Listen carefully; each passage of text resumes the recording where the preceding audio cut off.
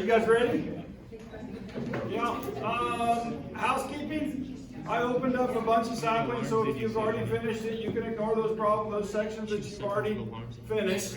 If I missed a assignment that you need, send me an individual email letting me know what that is. Where can you get help over fall break? Upstairs. If you're on campus, you can literally go to the lounge. My students know you're coming. You're actually going to be there on Saturday too. So Saturday through Tuesday. Cool? Yep. And then, if that doesn't work and you need my help, can you email me? Yeah, absolutely. Okay? Now give me time. Remember, I'm with family, and if I'm in a duck line, I'm not going to answer homework problems. Okay? I'm just going to tell you that right now. So, I will as soon as I get to where I can. Makes sense, doesn't it? Yep. Although I say that, I mean, if it's really boring and there's no ducks flying, then I may answer you. Yeah. So we'll just have to see how that goes. Any other housekeeping? Any other housekeeping? Yeah. Oh, should I tell them or should I just let them try to figure it out on their own? What problem number was it? 15. 15? Yep. Yeah, problem number 15, there is not a correct answer. So that means everybody gets 4 points. So on my test fractions, I try to correct it and I just put a random one down. All right? Yeah, well, don't worry about it because that doesn't matter. We're not going to look at that one. Okay? I would wish that she would have said, Dr. Garrison, there is no correct answer on this one. I can't figure this out. I put where you should find it. Oh, well, there you go. Where you should be. So anyway, so I made an error on the exam. It happens, okay? It happens when you're making those questions. You should have seen the one I did for my quant students. Yeah. Was the correct answer supposed to be like 5.5 or something like that? I just like circled 5.75. What's that now? Was the correct answer on that one supposed to be like 5.5 or something like that? Because there was a really close answer that I would No, that's a different one. okay. Is it 20? That's 15. It's 15. The one that's 15. Oh yeah. Select the true statement about an atom in its ground state configuration. What it should have been the correct one is B, but instead of saying unpaired, it should have said paired electrons. So when you're typing, sometimes, you just type unpaired and you just type it again. So it happens. You with me? Yeah. So anyway, so that is an error, and it should have said paired electrons in the same orbitals have opposite spins, right? If they were unpaired, then they would have the same spin. So yeah, that would have been a true statement too. So unpaired electrons would have the same spin. Cool? Yeah, so that's my bad, and so I'll take accountability for that, so everybody gains on that. Cool? Yeah. Anybody else? And I'm going to write that on the board, so I'm going to do that for the next class too. What was it, number 15? All right.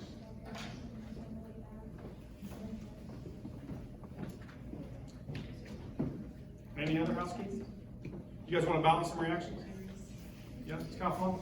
So, this is something that is challenging at times, but most of the time, once you get a little bit of practice, it's kind of fun. It's like little puzzles. And so when balancing chemical equations, change the coefficients, not the subscripts. We already went over this, but I'm just going to remind you. And what that means is that if I have a molecule, right, CO2, I can't change the number of oxygens in carbon dioxide, right? To change the number of oxygens, I would put a coefficient in front of that. And I go from 2 oxygens to how many? 4 oxygens when I do that. I also change the number of carbons. I go from 1 carbon to 2 carbons, right? That's what that statement is referring to. All right, so I can't change the identities, all right? I can only change the amounts of those. These are the rules I didn't really go over. I skipped to the video, or the game, not the video, but the game. And we got to go game, right? So, if polyatomic ions are present, both reactants and products, then you want to balance them first. You guys know polyatomic ions, right? Now, I have a question. If you don't do them as polyatomic ions, will they still balance if you do them by element? The answer is yes.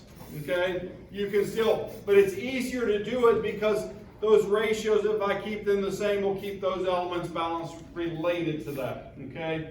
And so that's normally the best choice. Okay? And then second, balance elements that appear in only one reactant and the reactant product side, right? So if they only occur in one species, now they may be connected to something that occurs in multiple things. Okay? But you want to balance the elements that are individuals. Okay? And then once you get that done, go from left to right to do that. And balance any remaining elements. So then you go back through, make sure that you didn't miss one, and finish it up, those that appear on both sides. Then you verify it. You literally count 1, 2, 3, 4, 5, 6, 7, 8, 1, 2, 3, and so on, right? So you make sure that you have the right number on both sides. Then you also check that you have the smallest whole number ratio associated with the balance, because you could end up with 2, 4, 2, right? Which if I have 2, 4, 2, then I could divide that and have 1, 2, 1, right? And so that happens sometimes. It's just when you're trying to get it done, and it goes that way. All right. And then there's our game. You guys, anybody play it? Anybody actually go? No, not one. Oh. Something's gonna break yet. Oh, okay, yeah, okay. All right. How about then, if we aren't doing them with the game, we do them on the board. And so here's our first one. Balance the equation for barium hydroxide and hydrobromic acid to give barium bromide and water. My first question is there a polyatomic ion that's both on the left and the right hand side? No, so step one we're going to ignore. Okay, you guys with me?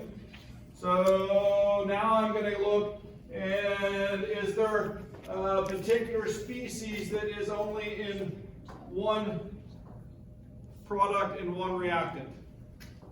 Starting from left to right. Barium's that way, isn't it? So it's balanced, so I can move to the next one. If I've got oxygen only in one species on the left and right, and on the left hand side, how many oxygens are there? 2, so how many are on the right? 1, so what am I going to do? Let's put this on the board and kind of work our way through it. I just threw it on the floor. I just totally missed.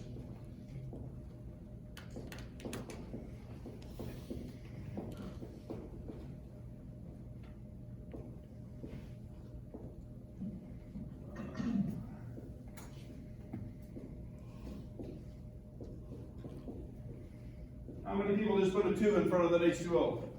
Yeah, that's what you should have done. Okay?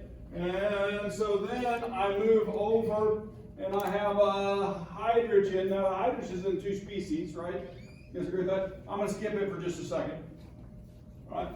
I'm going to go, the BR is only on one thing on either side. And how many do I have over here? 2, so I need 2, so I'm going to put a 2 right there. Okay? Now, let's go back and see, I have hydrogen is the only thing that wasn't balanced. You guys agree with that statement? I've got 2 plus 2, 4, and I go over here, 2 times 2, 4. So, let's check and make sure with everything. 2 oxygens, 2 bromines, and 1 barium on either side. Cool? Got it? Yeah?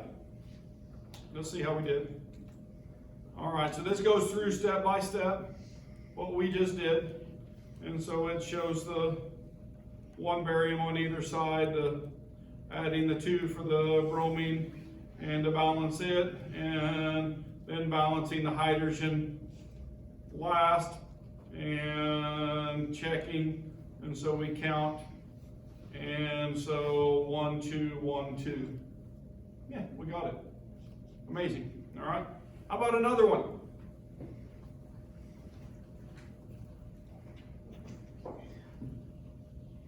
So potassium iodate plus potassium iodide plus HCl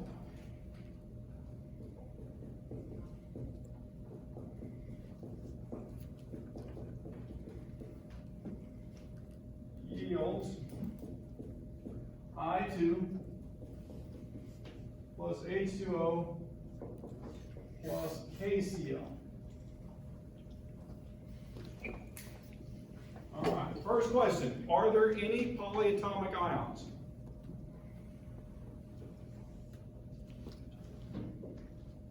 On both sides of the arrow. Is there a polyatomic ion? Yes, Dr. Garrison, it is IO3, right, minus iodate. That is a polyatomic ion, okay? But it's not on the other side, so it falls apart and makes something else, right? So potassium is in 2 species on both sides. Iodine is in 2 species on both sides. What about oxygen?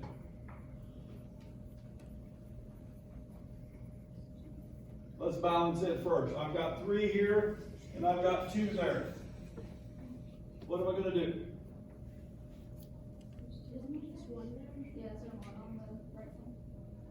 Yeah, there's 1 on the right side, excuse me. So I could, sorry about that, I can go to 3 right there, can't I? And so now I just balanced that, okay? And so then, next element, we've got the iodine, we've got hydrogen. It's only in 1 here, only in 1 here, right? So I've got 6 right now. So what am I going to do? Put a 6 right there. Yeah. And then what about the Cl? There's only 1 on both. Nope, there's 6 there. So now I'm going to put a 6 here, right? Agreed? And so once I do that, that means I need a 6 right there to get the potassiums. And so that means now I've got, oh no, I need 5, don't I? Because I've got 2 of those. Well, I still need 6 potassiums. I got to put a 6 right there, don't I? No, I've got 5. Oh my God, Dr. Garrison. So I could distribute that out on either one of those, right? How many I's do I have? 6. I have 5, 6. So if I put a 3 right there, all right. Let's check this and see. Which element do we want to start with? There are 6 Ks, right? And there are 6 Ks. Iodines, there's 1 and 5. So 6I and 6I. And then O, there are 3 and 3. So 3 O's and 3 O's. And what elements am I missing? Cl. So there's 6 Cl and 6 Cl. And then the hydrogen, there are 6 and 6. Woo. That one, that's a pretty good one. Right? You guys agree? Yeah, fun stuff. All right, so balance the H first. I think that's what we did, wasn't it? And then we balance the Cl. And then we balance the potassium. Yeah, that's what we did. And I had trouble with that one, didn't I? Okay. Sometimes even us, we have to put it together mentally. And then the last thing, we balanced the I. And when we did, we verified the balance 1 to 5 to 6 to 3 to 3 to 6. So we got 1 to 5 to 6, 3 to 3 to 6. Good job. All right, here's the next one. You'll have to do a little bit of writing first. I'll give you a chance to try. Okay? This one says, write the balanced equation for the reaction of sodium hydroxide with phosphoric acid to produce sodium hydrogen phosphate and water. It actually gives you the symbol for the sodium hydrogen phosphate. So you guys try to write that in simple form, okay?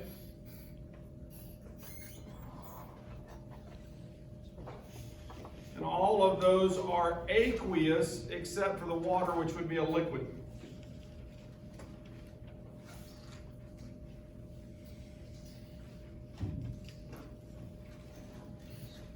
Just to practice your reaction writing skills, right?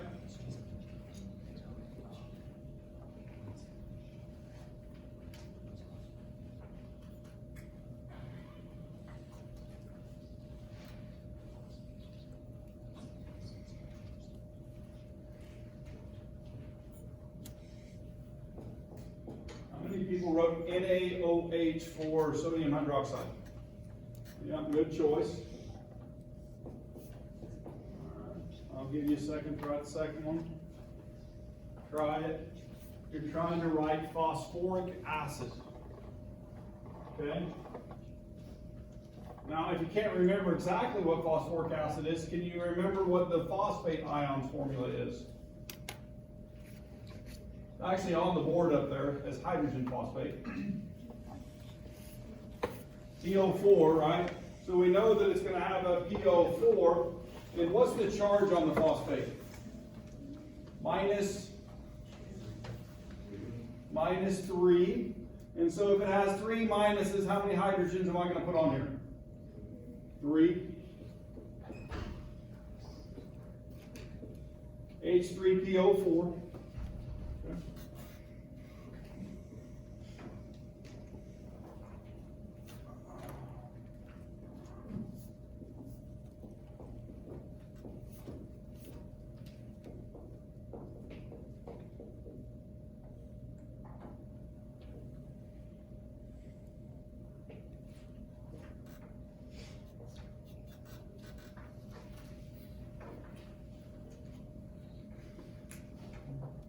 How we do? Good? Are we balancing now? Are there any polyatomic ions that are both on the right and the left?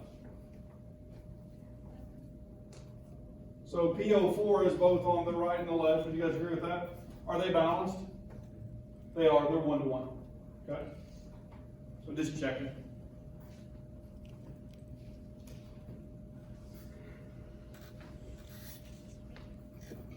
How about sodiums on the left and the right? 1 to 1, right? So what about oxygens? Oh, it is, isn't it? Oh my gosh, I made an error, didn't I? That's bad on my part. Whew. Thank you. I know that. I just didn't write it down, did I? So I just missed one on the test. Wouldn't have balanced either, would it?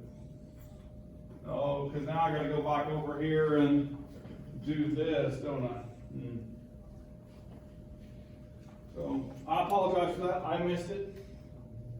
Okay? I missed it.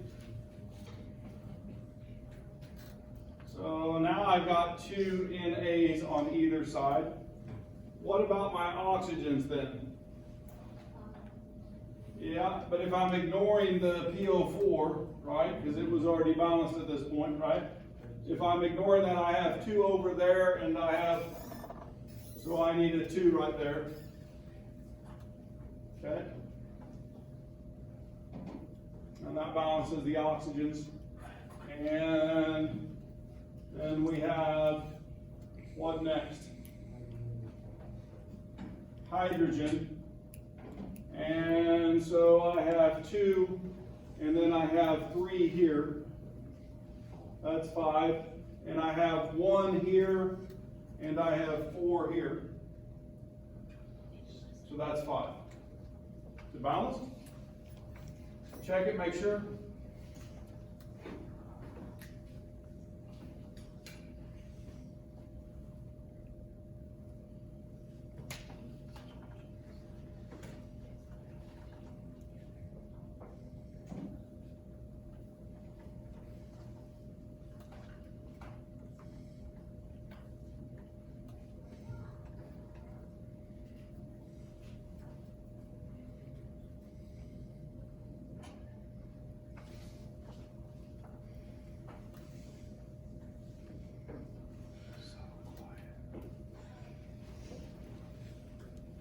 How many sodiums on the left? How many on the right? So the sodium's balanced. How many oxygens? 2. And how many on the right? Hydrogens?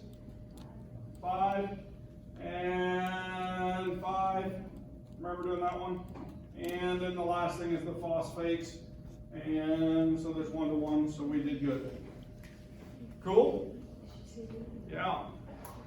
How embarrassing I didn't put that Na2HPO4, right? Yeah. It happens. All right. You guys should have called me on that when we wrote it earlier. Yeah. So 2112. And everything is balanced. All right. Cool? You guys get enough practice at that? You can go play the game now. Plan on success. Okay? Go play the game and plan on success. All right, recognize and describe the 5 basic types of chemical reactions. All right? So we're going to start by writing a chemical reaction. Okay? So we've got some iron metal up there. So when I'm writing iron metal, what do I write?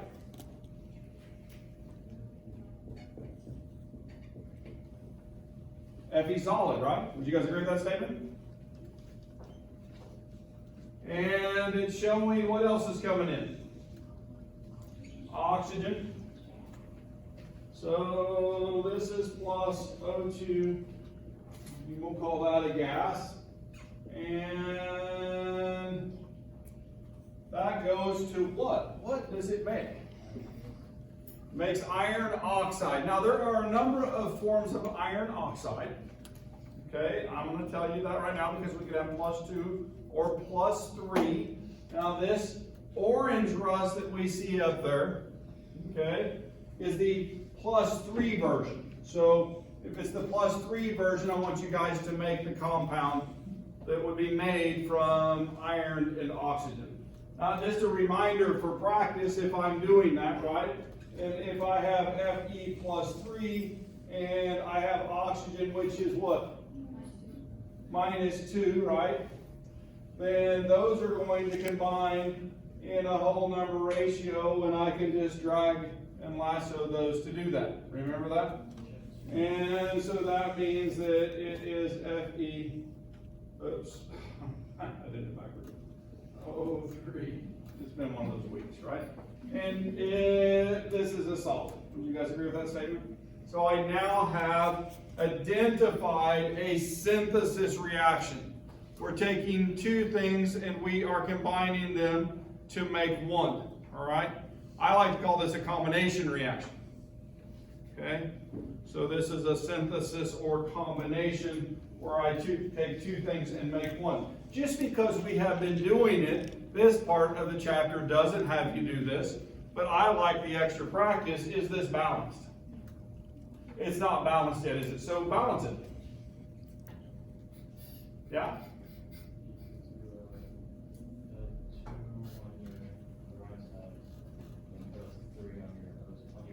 So if I put a 2 there, You put 2 on your iron oxide. put a 2 on my iron oxide, and that makes this 4 and this 6, and then I put a 3 and a 2 right there. Oh, 4 on the iron. Like this. So now I've got 4 irons, 6 oxygens, and 4 irons and 6 oxygens. That works. Yeah, good job. Okay, so I switched the order of these 2 slides that I'm doing right now when I was reviewing for this, because I thought it would be more fun to do that in that fashion. Does that make sense? Instead of pulling out the reaction and then going looking at it, then we wrote the reaction together. Okay, so this is the reaction right here, and so we would title this a combination or synthesis, combining 2 things. So you guys have written a combination reaction now. Cool?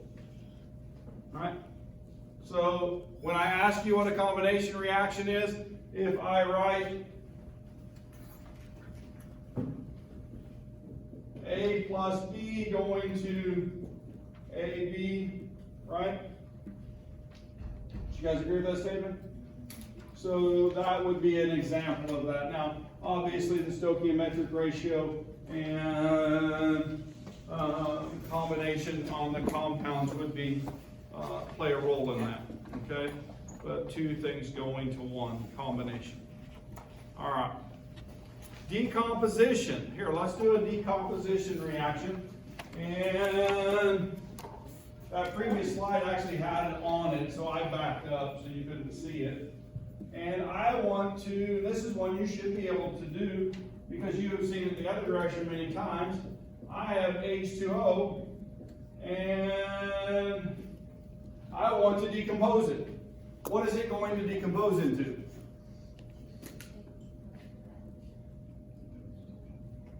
How do I make water? I take hydrogen gas plus oxygen gas to make water. So if I have water and I decompose it, what do I get? H2 plus O2, those are the stable forms of those. Now is it balanced? No. It's not. And so what am I going to have to do? 2 and a 2. 2 times 2 is 4, 2 times 2 is 4. And 2 and 2 is, so I'm balanced. Now that's a decomposition, right? You guys see that, don't you?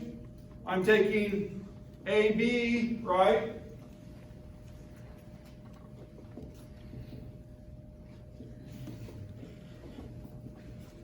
And going to A plus B. So the combination was taking A plus B and going to AB, right? You guys with me? Where this is the opposite of that. Okay, this is the opposite. You guys get that right? So here we are, our electrolysis of water going on. If I take a battery and put in 1.1 volts or more and have electrodes and conditions in terms of pH appropriate, then I can make hydrogen and water. Now, without looking at the bubble blow-ups, there's 2 test tubes. You guys see those? They're inverted. Can you tell me which one of those has hydrogen and which one has oxygen in it? Yeah. Based on the volume of the gas?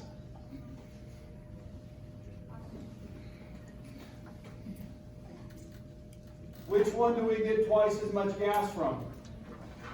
For every 1 mole of oxygen, we get 2 moles of hydrogen. Would you guys agree with that? And if you remember, the gases, right, if they're acting ideally, right, if they're acting ideally, then a gas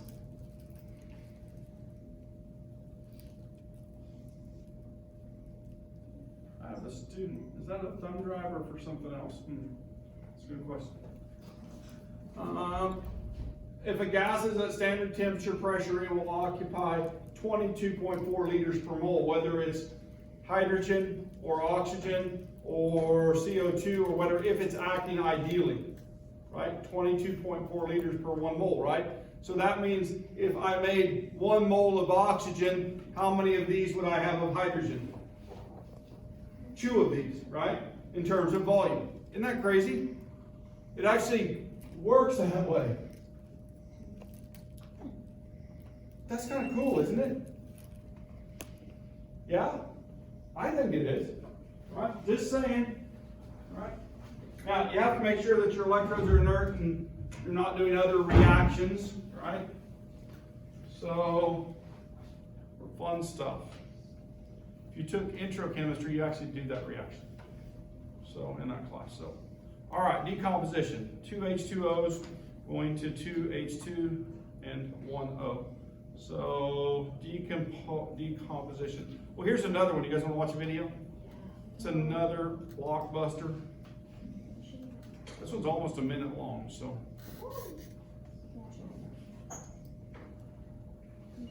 Don't try this at home.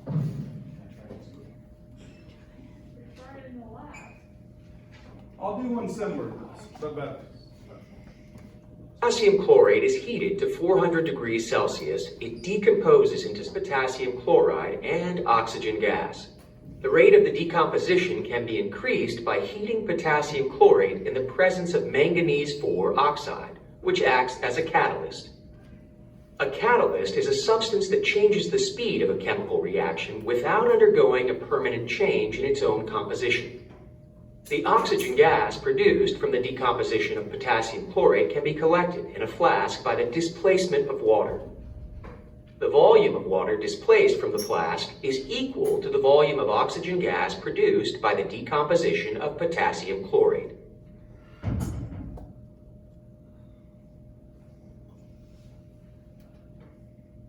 So in chemistry history, when we talk about scientists developing the periodic table and those types of things, this would have been a primary way that they would have known reactant ratios, by either doing a combination reaction or a decomposition reaction and observing the changes in volumes of the gases that were produced. It's kind of cool, isn't it? I mean, because this is wet chemistry and it's used for some things to develop, which we use today, and this was done at a time when we didn't even have electricity. Okay, so, or not available, why we had electricity, and lightning has always existed, right? But not in a usable fashion, right? Power lines and light bulbs and all those other fun things. So, just one of those things that amazes me about the scientists of the past and how much they were able to do. Now, there's some replacement reactions, right? Single and actually double displacement. But in a single, okay, this is giving an example of that. I have zinc metal, okay, zinc metal, and it's reacting with HCl. In fact, one of my students was doing this last week in quant lab, and doing an analysis of zinc present and trying to precipitate it. And so, so if I'm looking at this, then the zinc is actually in this process oxidized, okay? So we'll talk about another few terms here in a little bit related to reactions. In a displacement reaction, it is very common for a species to be oxidized or reduced, okay? And so, well, actually both is going on at the same time. But if you're paying attention to the zinc, then it goes from a 0 oxidation state to a +2 oxidation state. And at the same time, then the hydrogen is going from +1 to 0, and so it's being reduced in its oxidation state. And so there's an oxidation reduction going on in a single replacement reaction, okay? Or single displacement. And so that was the language that I learned. Cool, so you guys got that? Single replacement? So we have, how about we do it this way? A plus BC, right, goes to what? AB plus C, right? Or, oops, in this case, it actually went to AC plus B, didn't it? A C plus B. Could be the other way around. Just let you know that. Cool? Alright, so switching places there. Got something moving. Alright, so here's a picture of that reaction. And so anyway, the zinc, and we add the HCl, it dissolves violently, and yeah, the solid becomes aqueous, and hydrogen gas escapes. All right, double displacement. Okay, so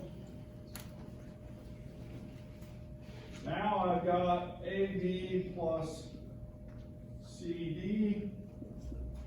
And so the first is going to go with the second, and the second is going to go with the first when this happens. And so I get AD plus CB.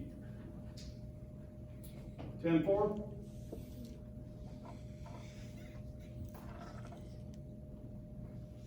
Good, buddy? I got a couple chuckles. Did anybody get that?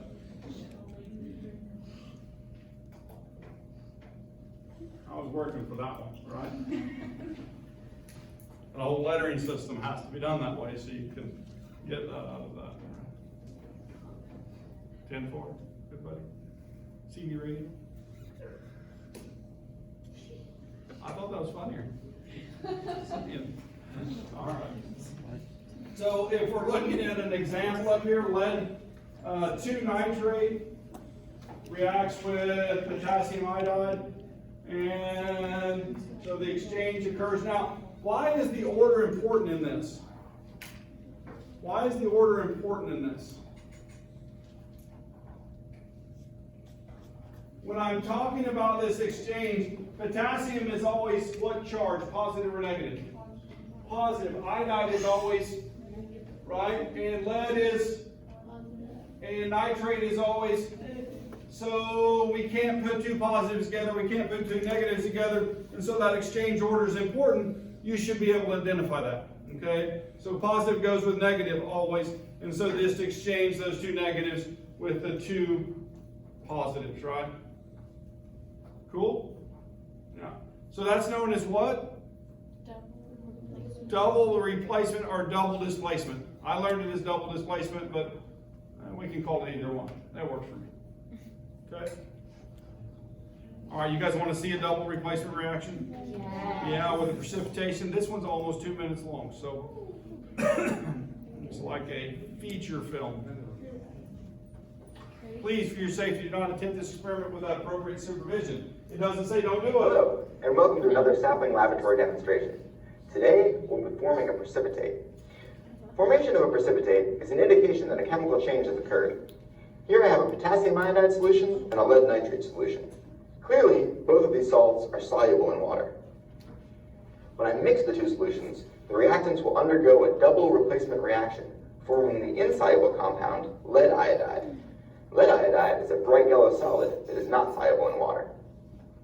Because it is insoluble, it comes out of solution as a precipitate, leaving potassium cations and nitrate anions in solution. First, let's start the reaction with just 1 drop of potassium iodide. And we'll see the reaction in progress. There's the bright yellow that indicates the double replacement reaction and the formation of lead iodide.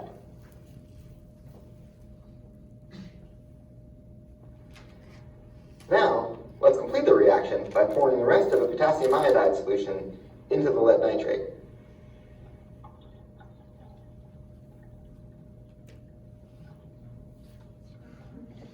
Now, it may look like we've just formed a yellow solution. However, the lead iodide is actually suspended in the solution right now. If we let it settle for a little while, we'll come back later and see that there's a precipitate settled at the bottom of the beaker with a clear solution above. We've allowed the lead iodide to settle out, and now we can really nicely see that the lead iodide is a solid at the bottom of the beaker. The rest of the solution contains potassium cations and nitrate anions. It's a pretty good video. That's one of the better ones. Would you guys agree?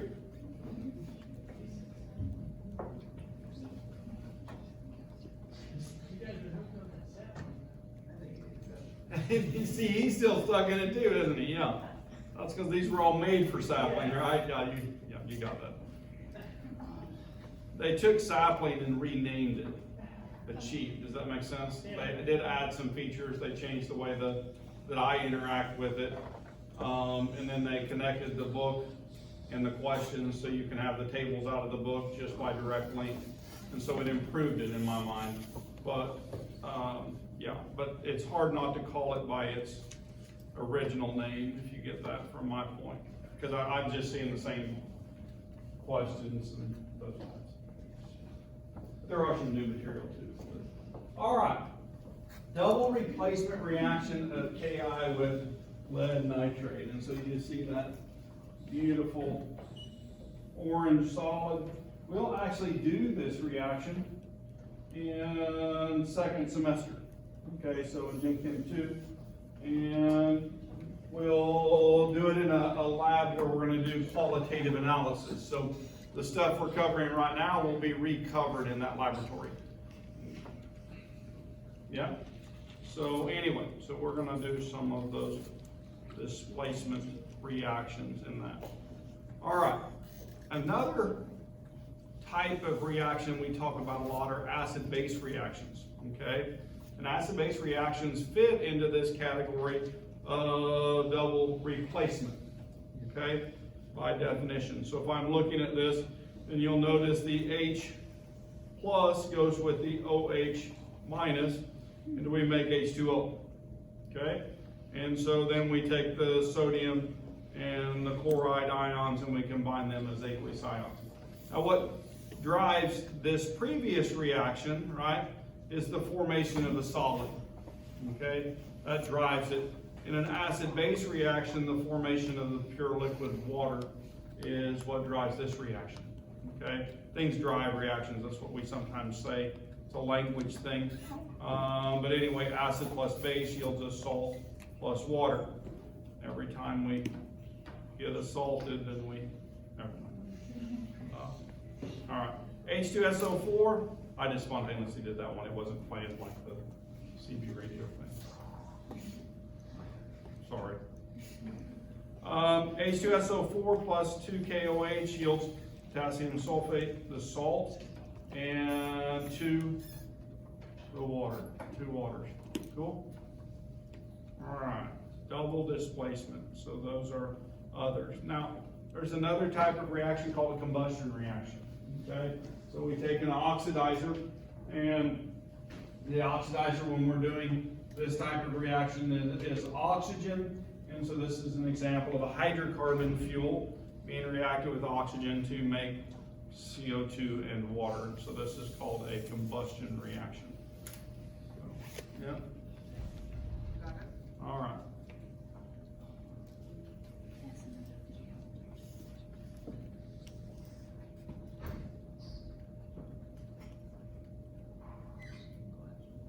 One example of a chemical change is a combustion reaction. A combustion reaction is one that produces heat and uses oxygen. We can prove this is a combustion reaction that requires oxygen by depriving the system of oxygen. By placing this beaker over the candle, we're going to deprive the system of oxygen. Once all the oxygen is used up inside the system, the candle is going to go out.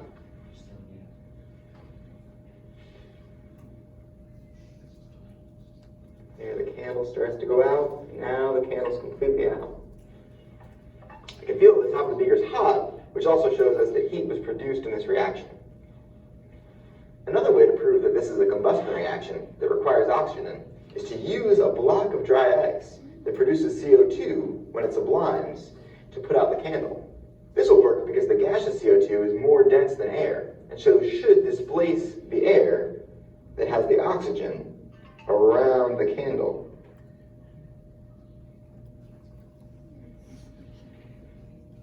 All right. I'll stop there for break. You have about 4 to 5 minutes of class remaining. For those 15% of you who haven't done evaluations for the course, please go through those.